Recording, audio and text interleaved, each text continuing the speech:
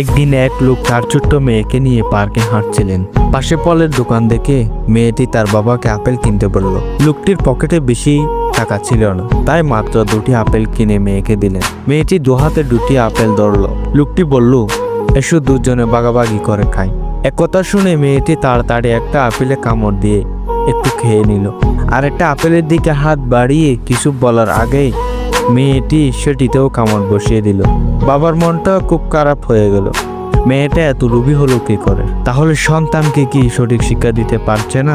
লুকাচার, ভদ্রতা, মিলেমিশে চলা, ভাগাভাগি করে খাওয়া, এগুলি কি তার সন্তানকে শেখানো হয়নি? তাহলে মেয়েটি এমন লোভী আচরণ করলো কেন?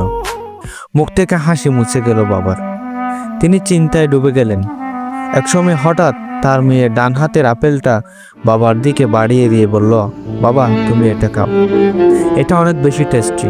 লোকটা বাসা হারিয়ে ফেলল। মোরালের স্টোরি হচ্ছে, কোনো বিষয়ে দ্রুত কিছুর বিচার করতে নেই বা দ্রুত কোনো সিদ্ধান্তে পৌঁছতে নেই। ভালোভাবে বোঝার জন্য হলেও একটু সময় নেওয়া উচিত। এমনও তো হতে পারে যাকে ভুল বুঝে বসে আছি তার ভেতরে আমাদের জন্য ভিন্ন কোনো ভালোবাসা কাজ করছে।